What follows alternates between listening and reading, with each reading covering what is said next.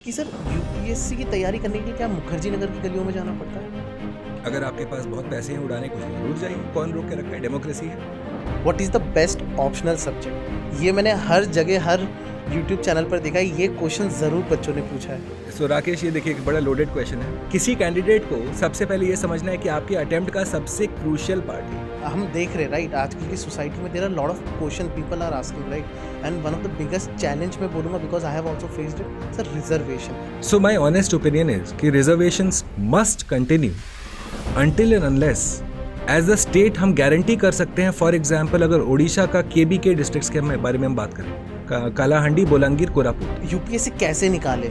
अभी स्टार्ट कर रहे प्रिपरेशंस, 2 अटेम्प्ट दे चुके हैं। कहीं ना कहीं बच्चों का ये डाउट रहता है कि सर हर कहीं यूट्यूब पे देख रहे स्ट्रैटेजी मिल रहा है लास्ट 5 मंथ्स, लास्ट 6 मंथ्स। देखिए आपके सवाल को मैं 2 तरीके से तोड़ देता हूँ। पहले तो उनकी बात करते हैं जो पहले अपीयर कर चुके हैं और 2025 में जाना है। सबसे पहले आपको ये आइडेंटिफाई करना है कि आपने मिस्टेक कहाँ की, जो आपका अटेम्प्ट खराब गया, या आपने जो अगर आप प्रीलिम्स नहीं निकाले, मेंस नहीं निकाले, मिस्टेक किधर?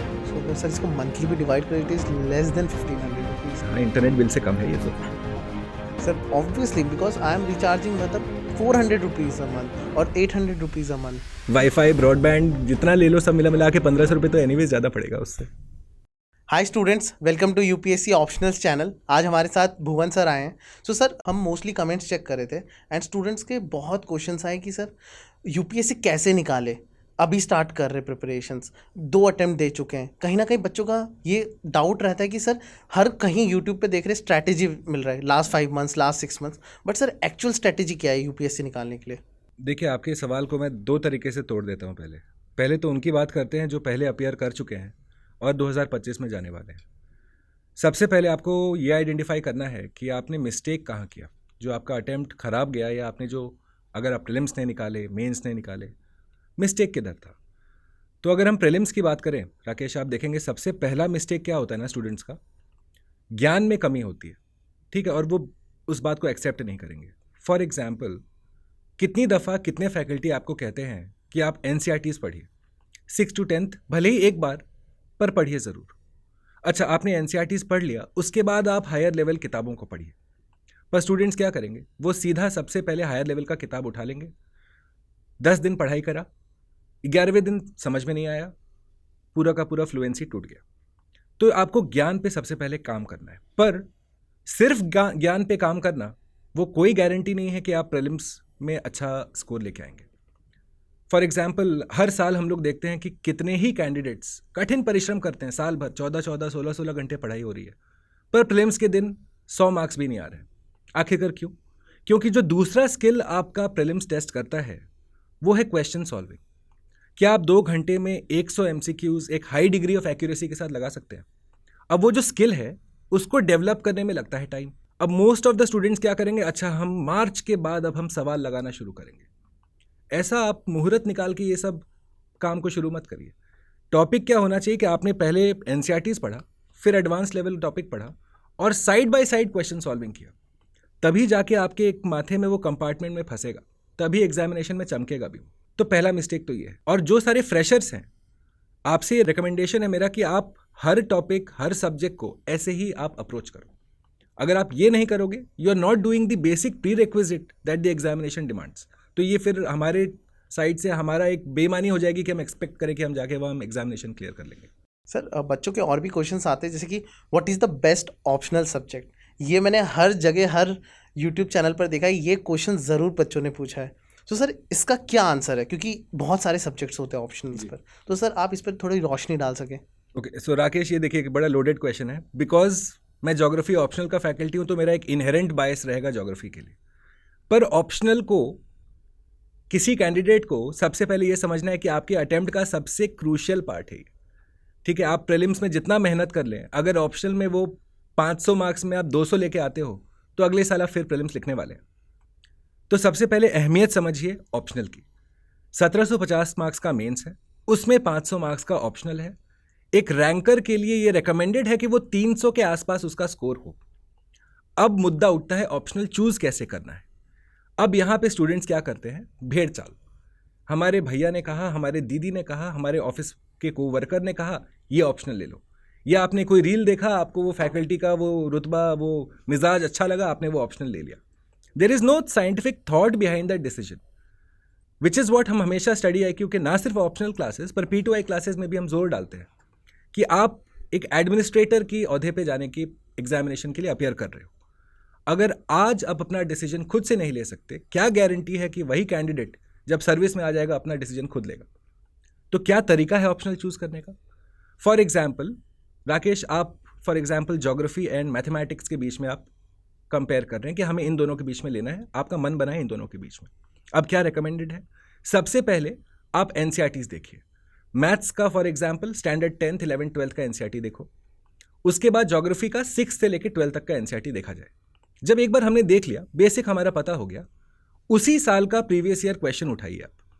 देखिए आपने जो बेसिक लेवल अंडरस्टैंडिंग आपको मिला, उससे क्या आपके कुछ भी सवाल बन रहे हैं? तो हमें दो चीज़ें पता चलाएंगी. पहला, हमें पता चलेगा कि हमारा क्या इंटरेस्ट है इस सब्जेक्ट में, क्योंकि जानते हैं ऑप्शनल होता क्या है, इंटरेस्ट नहीं रहा ना तो एक शादी जैसा है. ये शादी आपको निभाना है टिल द डेट आपका रिजल्ट आएगा. अभी आप 3 महीने कुछ और ऑप्शनल लेके पढ़ लिए, फिर अचानक से अब आपको लगता है कि नहीं नहीं नहीं, ये ऑप्शनल नहीं जम रहा है, तो आप स्ट्रेट फॉरवर्ड अपने प्रिपरेशन में पीछे आ गए 3 महीने से, क्योंकि बाकी स्टूडेंट्स वो 3 महीना अपना ऑप्शनल के साथ जमे हुए हैं, उसके साथ लगे हुए हैं. तो इनडिसाइसिवनेस जो है ना, वो ऑप्शनल में सबसे बड़ा प्रॉब्लम होता है. अच्छा, आपने जब एक बार PYQ VYQ देख लिया, बुलेट पॉइंट्स निकाल लिया, अब अपने आप से सवाल पूछिए, क्या आपको ऐसा सब्जेक्ट पसंद है जहां पे आपको पैराग्राफ्स लिखना होगा? क्योंकि एंड गोल क्या है राकेश, हमें निकालने हैं 500 में 300 मार्क्स. हमें वहां पे ज्ञान का प्रदर्शन उतना नहीं करना है जितना कि हमारा नॉलेज दिखना चाहिए उस स्टूडेंट के सामने, उस इवैल्यूएटर के सामने. तो आप देख रहे हैं कि 300 का स्कोर अगर मुझे टारगेट करना है, तो पहले फिगर आउट करिए आपका इंटरेस्ट एरिया क्या है. Do you like writing long answers, या आप बुलेट पॉइंट्स में लिखना चाहते हैं, मैप्स, डायग्राम्स, फ्लो चार्ट्स का यूज करना चाहते हैं?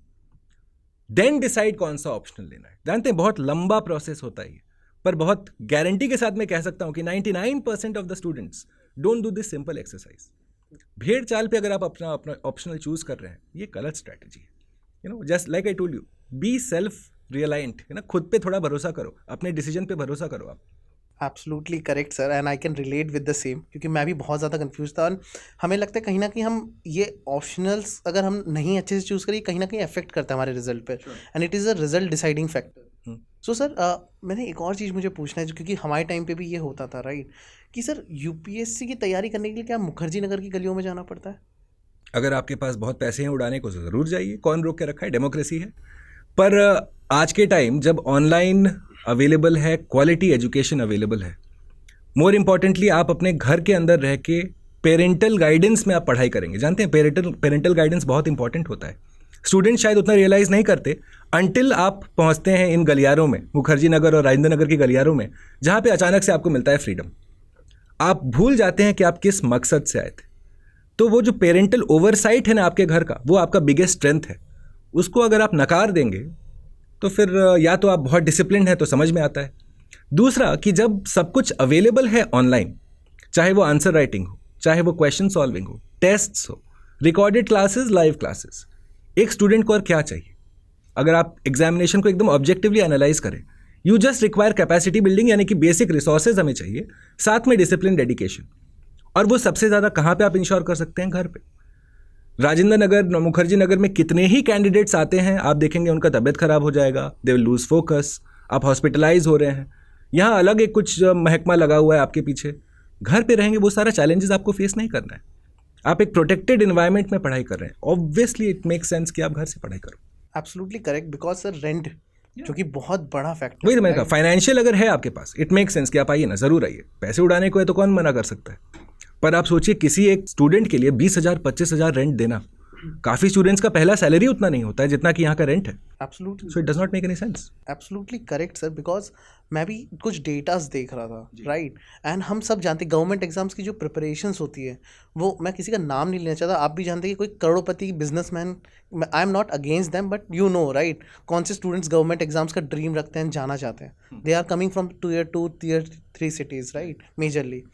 एंड कहीं ना कहीं लोगों के पास बैकअप प्लान नहीं होता. Why am just questioning backup plan, because आपको भी पता है सर, UPSC का एग्ज़ाम साल में एक बार होता है.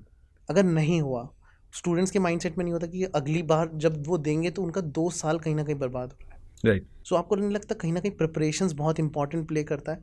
So if you are preparing, so you need certain guidance और you need certain preparation platform. So sir उन स्टूडेंट्स के लिए आप थोड़ा गाइडेंस दे सकते हैं जो सिर्फ सोचते हैं कि हाँ मैं पहला अटेम्प्ट ट्रायल के लिए दे दूँ? देखिए, 2 पार्ट हैं सवाल के। पहला पार्ट हम बात करते हैं बैकअप प्लान के ऊपर। अब अगर आप पहला अटेम्प्ट दे रहे हैं तो देखिए, ये यूपीएससी एग्जामिनेशन में सक्सेस के लिए आपको 6 महीने कठिन परिश्रम के चाहिए।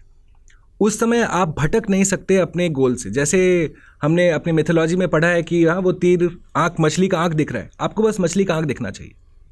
तो फर्स्ट अटेम्प्ट में it does not make sense to have backup plan, क्योंकि एनीवेज अगर आपके सीवी में 1 साल अगर खाली भी गया, you can very well justify it. पर आप देख रहे हैं कि आप 2 अटेम्प्ट 3 अटेम्प्ट हो गया, अभी भी प्रीलिम्स क्रॉस नहीं कर पा रहे हैं, then it is absolutely recommended कि आप प्लान बी को एक्टिवेट करिए। नो, क्या हो सकता है वो? For example state services. काफ़ी सारे स्टेट सर्विसेज, चाहे बिहार हो, यूपी हो, पश्चिम बंगाल हो, राजस्थान हो, उनका सिलेबस 90% मैच कर रहा है यूपीएससी के सिलेबस के साथ। आपको बस 10% स्टेट स्पेसिफिक नॉलेज चाहिए। So that is an excellent backup plan, क्योंकि आपको ड्यूप्लिसिटी ऑफ एफर्ट नहीं है। दूसरा, वैल्यू एडिशन आज के टाइम आप कर सकते हैं अपने अंदर।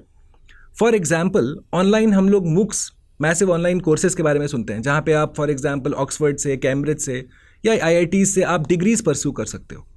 That also can be considered for a student after the first attempt, not in the first attempt, because then that shows कि आप बहुत ज़्यादा डाइवर्टेड हैं अपने गोल से।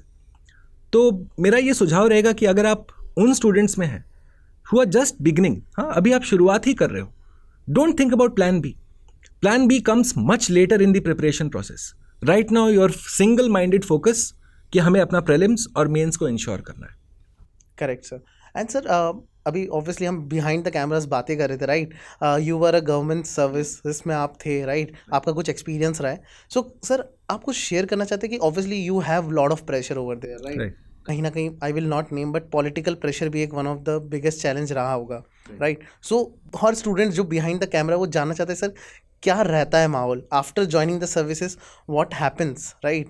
सो सर प्लीज़ थोड़ा बता पाए अपना experience. So I'll tell you something. I cleared with the rank 61 in 2013 और मैं प्रसार भारती में मेरी सिलेक्शन हुई थी, और उसके बाद मैं ऑल इंडिया रेडियो दूरदर्शन के साथ जुड़ा रहा करीब 10 साल तक. और आप देखेंगे एक फंडामेंटल जो मैंने डिफरेंस देखा, क्योंकि मैं एक तरीके से सरकारी मीडिया का भाग था, तो सरकारी मीडिया वर्सेस नॉन सरकारी मीडिया के रिस्पॉन्सिबिलिटीज़ बहुत अलग अलग हैं. For example, private media TRP driven business है, पर जब आप गवर्नमेंट मीडिया की बात करते हो there is a sense of responsibility. For example, कृषि का जो प्रोग्राम है जो ऑल इंडिया रेडियो या दूरदर्शन पे चलता है, आप देखेंगे कि उसमें रेवेन्यू के पर्सपेक्टिव से ज़्यादा हमें कुछ फ़ायदा नहीं है, but you are still doing it, क्योंकि ये आपका एक इंस्टीट्यूशनल गोल है, एक मैंडेट है इंस्टीट्यूशन का. तो काफ़ी दफ़ा ना हम लोग एज स्टूडेंट्स ये रियलाइज़ नहीं करते हैं कि there is a specific demarcation between organisations and institutions. जानते हैं Rakesh, just following up to your question, काफ़ी दफ़ा मैंने स्टूडेंट्स को देखा है कि सर हम लोग चाइना एग्जाम्पल क्यों नहीं फॉलो कर सकते. एक इन्फॉर्म्ड स्टूडेंट सबसे पहले ये कंसिडर करेगा कि क्या हमारा गवर्नेंस मॉडल सेम है. फॉर एग्जाम्पल, वहाँ पे है 1 पार्टी, हमारे यहाँ है 3 टायर्ड स्ट्रक्चर. हमारा यूनियन गवर्नमेंट है, स्टेट गवर्नमेंट है, लोकल सेल्फ गवर्नमेंट है. 3 मेजर स्टेक होल्डर्स हैं, यानी कि कोई भी काम जो आपको 140 करोड़ के जनता के लिए करना है, उसमें ये 3 इंस्टीट्यूशंस इनग्रेन्ड हैं. किसी का यहाँ पे एक तरीके से दादागिरी नहीं चल सकता, आपको कंसेंसस के साथ आगे बढ़ना है, जो कि चाइना को फेस नहीं करना पड़ता है. Same time you will see कि चाइना ट्रीट्स इट्स से माइनॉरिटीज़ वेरी वेरी डिफरेंटली. आप चाहे उइघुर मुस्लिम्स के बारे में गूगल करके पढ़िए या फिर टिबेटन बुद्धिस्ट्स के बारे में पढ़िए. Their approach is fundamentally different, our approach is fundamentally different. So what is our strength is also our weakness. Democracy is our biggest strength, no doubt, but अगर आप चाइना से कंपेयर करोगे it will seem like a weakness. Students ये realise नहीं करते हैं. Sometimes ये reels की चमक दमक के पीछे वो सच्चाई थोड़ी सी धूमिल हो जाती है, वो पीछे रह जाती है. So it is always important कि आप अपने एक्सपेक्टेशंस को ना टेम्पर करो. ये मूवीज़ में लाल बत्ती चमकाना और सफ़ेद टावल ये हर जगह नहीं होता guys. You need to be, आप किस पर्पज से निकले हो वो समझो पहले, because then that will be a primary motivation. नहीं तो फिर इवेंचुअली आप थक जाओगे. कितने टाइम तक आप प्रिटेंड कर सकते हो कि you are enjoying something without enjoying it. Absolutely sir, and I can relate with it. And हम देख रहे हैं, राइट, आजकल की सोसाइटी में there are lot of question people are asking, right? And one of the biggest challenge मैं बोलूँगा, because I have also faced it, sir, reservation. Right. इस पे कोई बात नहीं करना चाहता। सो लाइक जिस समय ये रिजर्वेशन चीज़ वर्ड लाया भी गया था राइट, वो सोसाइटी में एक इक्वलिटी के फॉर्म पे लाया गया था। बट सर अभी कहीं ना कहीं आपको लगता है रिजर्वेशन होना चाहिए या नहीं होना चाहिए? This is a question mark. So what is your opinion about it? So my honest opinion is कि reservations must continue until and unless as a state हम गारंटी कर सकते हैं। फॉर एग्जाम्पल अगर ओडिशा का केबीके डिस्ट्रिक्ट्स के बारे में हम बात करें, कालाहांडी, बोलांगीर, कोरापुट, एक टाइम पे इनको बहुत ही एस्पिरेशनल डिस्ट्रिक्ट्स की श्रेणी में रखा जाता था। बहुत काम किया है वहाँ पे उड़ीसा सरकार ने। वहाँ के आप SC ST पॉपुलेशन अगर आप जाके देखेंगे, नाउ रियलाइज इट कि हमारे SC ST population different states में भी डिफरेंट इकोनॉमिक क्राइटेरिया पे हैं, डिफरेंट डेवलपमेंटल लेवल्स पे हैं। तो हम एज अ ब्रश स्ट्रोक हम नहीं कह सकते कि रिजर्वेशंस आर नॉट वर्किंग, क्योंकि दे आर वर्किंग। कहीं ना कहीं तो बहुत अच्छा काम हुआ है।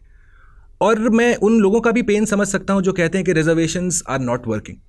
उनका मैं pain I completely get it. But as a policy it is required, जब तक आप उस तरह के डिस्ट्रिक्ट्स, केबीके डिस्ट्रिक्ट्स में, या फॉर एग्जाम्पल आप पश्चिम बंगाल के कुछ डिस्ट्रिक्ट्स देखते हैं, वहाँ के जो निचले तबके के लोग हैं, जब तक उनको आप उनका अधिकार नहीं दिलवा सकते, conversation is relevant to the discussion. आप समझ रहे हैं? क्योंकि एक भारत सरकार का ये नीति है, एक पॉलिसी है कि हमें सबको इक्वल एक्सेस टू अपॉर्चुनिटी देना है ना। अगर किसी हिस्टोरिकल रीजंस के चलते वो इक्वल एक्सेस टू अपॉर्चुनिटी नहीं है, it is the job of the state to do it. तो पॉजिटिव अफर्मेशन की जब हम बात करते हैं, जहाँ पे आप रिजर्वेशंस दे रहे हैं, अब आप चाहे वो SC ST कम्युनिटी को दीजिए, OBC कम्युनिटी को दीजिए, या इवन विमेन कैंडिडेट्स को आप दीजिए, it make sense until the day we can ensure कि हाँ एज अ ग्रुप, एक समूह के जैसा, वो अब एक होमोजेनिटी हो गया है उसमें। So I completely agree with the whole policy as a whole. Sir Atul Subhash, हम सब ने नाम सुना है राइट रिसेंटली। मैं ये नाम इसीलिए ले रहा हूँ, mental status and mental harassment, ये कुछ वर्ड्स है जो भी बहुत ज़्यादा कॉमन है। हम कभी भी, हमने सुना होगा वुमेंस डे सेलिब्रेट किया जाता है, बट मेंस डे पे इतनी बातें नहीं होती। तो कहीं ना कहीं आपको नहीं लगता है हम लोग कहीं ना कहीं society, as a society we have to change, कि कहीं ना कहीं डिप्रेशन, ये एंग्जाइटी, ये जो वर्ड्स होते हैं, ये एस्पिरेंट्स भी फेस करते होंगे। सो आपको लगता है यहाँ से ओवरकम कैसे किया जाए? एंड जो भी रिसेंटली जो केस हुआ है, आपको लगता है कहीं ना कहीं as a society we have to change as a part of society? So what is your opinion on that particular case? Rakesh, एक अंग्रेजी में कहावत है, women are victims of restrictions, men are victims of expectations. और ये हर जगह रहा है। हमेशा से men have been expected to provide, and fairly so. Not to say कि विमेन कांट प्रोवाइड और women should not provide, absolutely कदम से कदम मिला के चलते हैं। पर यूजुअली अगर आप देखेंगे जो एग्जिस्टिंग सोशल स्ट्रक्चर है वो कुछ इस तरीके से डिजाइंड है। अब जो अतुल सुभाष का केस है, I think more larger conversation that we need to have is कि why are we not talking about mental health as an issue for men? Why are we not talking about the issue of mental wellness? कहाँ है state support जब हम mails की बात करते हैं? Because even they are a major part of the entire society. अब आप फॉर एग्जाम्पल जब आप डिजास्टर मैनेजमेंट हम लोग पढ़ते हैं, तो उसमें हम वल्नरेबल ग्रुप्स के बारे में हम लोग पढ़ाई करते हैं, जिसमें आप सीनियर सिटीजन्स, वेमेन, चिल्ड्रन की बात करते हो। Men are excluded from that. Now that does not mean कि एक्सक्लूजनरी प्रिंसिपल हम उनके हेल्थ और वेलनेस तक हम ये आगे बढ़ा दें। तो एटलीस्ट इस बात से, चलिए बहुत ही दुखद घटना थी, इस पर कोई दो राय नहीं है, it needs to be condemned such kind of activities जो भी हुए हैं। पर the larger conversation we need to have is it the right time now to start talking about mental health as a whole? ना सिर्फ men, ना सिर्फ women, but use this case as an example जहाँ पे अब हम personal wellness की बात करें। क्योंकि as capitalism takes over our daily lifes, हाँ 10 मिनट में आपको अब खाना पहुंच जाता है, things are going to change. हमारा एग्जिस्टिंग सोशल स्ट्रक्चर भी चेंज हुआ है। फॉर एग्जाम्पल राकेश, आपके पेरेंट्स जॉइंट फैमिली में रहे होंगे, आप शायद अब पेरेंट्स से अलग रहते हैं, न्यूक्लियर फैमिली में रहते हैं। That does have effect on how you behave, so that needs to be factored in. और इसलिए मुझे इस बात की खुशी ज़रूर है कि even though it was such a condemnable incident, at least वो नहीं कहते हैं, एक चिंगारी तो लगी है जहाँ से ये बात तो हम शुरू कर सकते हैं। Now we are able to talk about it freely. क्योंकि कभी हमने क्या कहा जाता है, मर्द को दर्द नहीं होता है, बॉलीवुड स्टीरियोटाइपिंग तो इसमें उन्होंने अलग अपना रोल प्ले किया है। But let's accept the fact that they also are human beings who face their own set of challenges for which we need to find issues, for which we need to at least address it proactively. इस बात को carpet के अंदर दबा के कब तक हम लोग, it's not feasible. Correct, sir. And everyone can relate with this. I am also agree on your point. Sir, last questions, right? Those who are preparing for 2025 upcoming batch. So, sir, obviously 10 lakh students are filling form, more than that I'm just giving you a number, right, according to the data, and उसमें से कुछ ही लोग select होते हैं. So sir वो कुछ लोग जो सिलेक्ट होते हैं वो एक्स्ट्रा क्या करते हैं जो सिलेक्ट हो जाते हैं? Like optional, it is an optional preparation और it is like a all together preparations? कैसे टाइम डिवाइड करें? बिकॉज हमारे टाइम भी बोला जाता था आप बस 10th निकाल दो, उसके बाद आराम ही आराम है. ये तो सबसे बड़ा स्कैम है. Right sir. सो सर ये जो वर्ड है ना, जो हम सुनते हैं कि 12th के बाद आप 12th निकाल दीजिए, आराम ही आराम है, तो सर वो आराम कब मिलेगा स्टूडेंट को? आराम तो रिटायरमेंट के बाद भी नहीं मिलेगा, ये मैं आपको बता देता हूँ. पर हाँ, अगर आप 2025 के लिए अपियर कर रहे हैं, देखिए एक चीज़ आप समझिए कि आप पहले आपका कंपैरिजन या आप किसके साथ compete कर रहे हैं.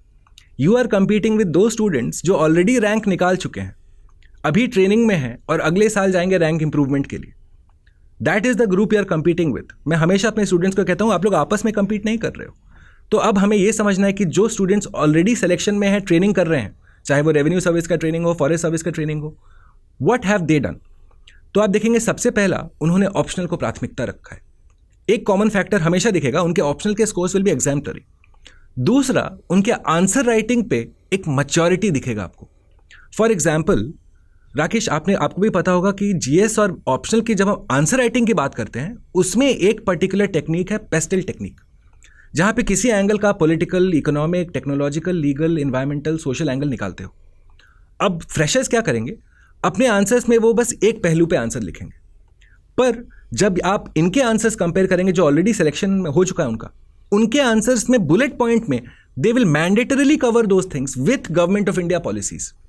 तो जब मैं वो दोनों आंसर को सामने देखूंगा ना, मेरे लिए वो चूज करना कि बेहतर आंसर कौन सा है बड़ा आसान है. अब जो सारे स्टूडेंट्स हमारे देख रहे हैं, प्लीज मुझे आप चैट पे बताओ, have you ever tried applying pastel technique? क्या आपने कभी कोई आंसर लिखा? क्या उस आंसर का फीडबैक लिया कि उससे बेहतर कैसे किया जा सकता है? अगर मैं क्लाइमेट चेंज की बात करूं, क्या आप मुझे 10 पॉलिसी गिना सकते हो भारत सरकार का? तो समझिए, आपको पहले फैक्ट्स पता होना चाहिए, उसके बाद application of facts, analysis of facts, और उसके बाद ओपिनियन ऑन द फैक्ट्स. जानते हैं राकेश, ये जो 3 तरह का एग्जामिनेशन है यूपीएससी के अंदर, प्रीलिम्स में क्या चेक हो रहा है? हमारा फैक्ट और एप्लीकेशन, क्या कॉन्सेप्ट पता है और अप्लाई कर सकते हो कॉन्सेप्ट को. मेंस में क्या चेक हो रहा है? एनालाइज कर सकते हो, पेस्टल के अकॉर्डिंग तोड़ सकते हो, प्रोज कॉन्स बता सकते हो मुझे. और ओपिनियन में पूछा जाता है हमारे पर्सनैलिटी टेस्ट में. For example, one of my students was asked recently, interview जो अभी साल का हुआ, कि इज इंडिया इंटॉलरेंट? हाँ, बड़ा लोडेड सवाल है. And that student, she answered कि sir how do we measure intolerance? आज के टाइम में गाड़ी चलाते जा रही हूँ, मेरे गाड़ी से किसी और के किसी धर्म या जाति के इंडिविजुअल के साथ मेरा एक्सीडेंट हो जाता है जो जानबूझ के नहीं हुआ, तो क्या वो लॉ एंड ऑर्डर केस बना या कम्युनल केस बना? तो बाय डिफॉल्ट वो लॉ एंड ऑर्डर केस है. पर अब मुद्दा उठता है, क्या मेरा जो बीट कांस्टेबल जो सबसे पहले आएगा उस लोकेशन पे, क्या उसको क्लैरिटी है कि ये लॉ एंड ऑर्डर केस है या कम्युनल केस है? Which means the question is not about India being intolerant, it is about providing a solution. हमें पुलिस रिफॉर्म्स में इन्वेस्ट करना है पहले. जब तक हम पुलिस ट्रेनिंग में हम इन्वेस्ट नहीं करेंगे, हम कैसे बता सकते हैं कि हमारा जो एनसीआरबी का डेटा है, नेशनल क्राइम रिकॉर्ड्स ब्यूरो, जहाँ पे स्टेट वाइज आपको हर डेटा मिलता है हर तरह के क्राइम का, हम उस डेटा को कैसे सत्य मान ले जब तक कि हमारा जो डेटा कोलेट कर रहा है उसको सही तरह का ट्रेनिंग नहीं है? Do you realise? तो इस तरह का जो पर्सपेक्टिव है ना, ये डेवलप करने में लगता है समय. आपको चाहिए फैक्ट्स, आपको पता रहना चाहिए एनसीआरबी क्या चीज़ है, आपको पता रहना चाहिए कम्युनल केस क्या है और लॉ एंड ऑर्डर केस क्या है. अब जब तक ये नहीं पता होगा, आप मेंस में आंसर नहीं लिख पाएंगे, और इंटरव्यू में obviously you will give a wrong answer to that question, और उसके बाद फिर प्रीलिम्स में हम लोग मिलेंगे उनको. एग्जैक्टली. एंड सर आपसे बात करके मुझे ना बहुत ज़्यादा क्लैरिटी मिल गया है. काश हमारे टाइम पे भी कोई ऐसे गाइड करता, बिकॉज आपने जिस तरह बताया, राइट, टेक्निक्स एंड एवरीथिंग, ये पता चलता है कि आप एक गवर्नमेंट सर्विसेज से आए हैं, राइट, एंड वहाँ का थॉट प्रोसेस क्या, क्योंकि जो उस साइड भी होंगे, राइट, जो पेपर चेक भी कर रहे होंगे, कहीं ना कहीं वो भी उस थॉट प्रोसेस में होंगे कहीं ना कहीं. So sir really like student, I can really bet on this कि इस तरह का अगर एक्सपीरियंस आपको अगर पढ़ाई के साथ थोड़ा बहुत भी अगर आपकी लाइफ में हेल्प करेगा ना, you will clear the examinations. And अगर आपको टोटली अगर ये इन सर के वीडियोस चेक करने हैं, there is a playlist we have. Sir playlist का आप नाम बता सकते हैं हमारे? Sir I will tell you, हमारा जो आपने अभी we have all launched it for the student community, study IQ का एक्सक्लूसिव यूपीएससी ओनली चैनल. और ये बड़ा ही नोवेल इनिशिएटिव है, क्योंकि ऑप्शनल का जब हम बात करते हैं ऑप्शनल ओनली चैनल, तो ऑप्शनल के डिफरेंट सब्जेक्ट्स का डिफरेंट सब पार्ट्स वो इंटरनेट पे ऐसा बिखरा पड़ा है. तो इसीलिए आपका डजंट मैटर आपका क्या ऑप्शनल सब्जेक्ट है, आई स्ट्रांगली रेकमेंड कि आप स्टडी IQ का यूपीएससी ऑप्शनल्स चैनल के साथ ज़रूर जुड़िए. डिफरेंट ऑप्शनल सब्जेक्ट्स के सब्जेक्ट वाइज प्लेलिस्ट आपके लिए क्रिएटेड है। ऑब्वियसली ज्योग्राफी सब्जेक्ट का मेरा भी प्लेलिस्ट आपके लिए क्रिएटेड है, जहाँ पे हम ना सिर्फ पेपर 1 पर पेपर 2 और कैसे स्ट्रैटेजी आप बना सकते हैं for different papers, all of that will be uploaded from time to time with the sole initiative कि हमारा ये जो प्रयास है ये स्टूडेंट्स के लिए बेनिफिशियल हो। Absolutely correct and it is totally free of cost students, आपको यूट्यूब पे सब कुछ फ्री ऑफ कॉस्ट मिल जाएगा। एंड जब मैं प्रिपरेशंस करता था सो कहीं ना कहीं जो कॉस्ट आता था वो 1 लाख 2 लाख की आती थी सर। तो क्या मैं जैसे पूछ सकता हूँ आपसे क्या प्राइसेस रहते हैं ऑप्शनल सब्जेक्ट्स, ज्योग्राफी ऑप्शनल की अगर मैं बात करूँ? देखिए 12 से 15 हज़ार के बीच में ये वेरी करेगा द प्राइसेस, राइट। और उसमें I tell you something Rakesh, हमारे ना सिर्फ NCERTs का कवरेज है, पूरा का पूरा सिलेबस का कवरेज होगा, और उसके बाद ऑप्शनल का टेस्ट सीरीज भी इंक्लूड कर दिया है। जो कि हम अपने स्टूडेंट के साथ बात कर रहे थे, वो हमको बतला रहे थे कि आजकल राजेंद्र नगर में सिर्फ ऑप्शनल के टेस्ट सीरीज के नाम पे 20-20 हज़ार रुपये लिए जा रहे हैं स्टूडेंट से, और उसका क्या फीडबैक दिया जाता है वो हम और आप सब जानते हैं। So all of that is included with in 15,000 rupees. तो आपको कहीं बाहर जाने की ज़रूरत नहीं है, घर पे बैठिए, दिन में 1 बजे से 4 बजे आपके क्लासेस होंगे, हैंड रिटन नोट्स आपको प्रोवाइड करेंगे हम, NCERTs इंक्लूडेड है, आंसर राइटिंग के स्पेशल क्लासेस होंगे जहाँ पे आप पेस्टल टेक्निक जो मैंने अभी डिस्कस किया उसके साथ आंसर लिखना सीखोगे, और उसके बाद टेस्ट सीरीज में उस नॉलेज को अप्लाई करोगे। सो अगर सर इसको मंथली भी डिवाइड करें it is less than 1500 rupees. हाँ, इंटरनेट बिल से कम है ये तो। Sir obviously because I am recharging मतलब 400 रुपीज़ अ मंथ और 800 rupees a month. Wifi broadband जितना ले लो सब मिला के 1500 रुपये तो एनीवेज ज़्यादा पड़ेगा उससे। So students why are you missing this opportunity? Please check the description, हमने उसमें लिंक है एंड सर का कोड भी है। सर कोड बता सकते हैं आप? हाँ, तो ये मैं आपको ज़रूर बतलाना चाहूँगा स्टूडेंट्स, ये कोड आप प्लीज़ नोट कर लो, कहीं पे आप अपने कॉपीज़ में लिख लीजिए। आप स्टडी IQ के वेबसाइट से, चाहे आप जनरल स्टडीज़ का कोई कोर्स लेते हैं, ऑप्शनल का कोर्स लेते हैं, किताब लेते हैं, टेस्ट सीरीज लेते हैं, मैक्सिमम डिस्काउंट मिलने के लिए आपको बस अप्लाई करना है कोड BALIVE। जैसे वो शब्द है ना अंग्रेजी में बिलीव, सेम है BA लाइव अप्लाई कीजिए, गेट द डिस्काउंट, क्लास में मिलते हैं और उसके बाद प्रिपेयर करते हैं आपके examination. We all believe in Bhuvan sir, right? And thank you for joining us, and हम ऐसे ही पॉडकास्ट लाते रहेंगे। एंड आपके कुछ क्वेश्चंस हो तो please let us know in the comment section and we will read it and we will ask all the question to our experience teacher. So thank you sir. Thank you for having me Rakesh. Thank you sir. Study IQ IAS, अब तैयारी हुई affordable.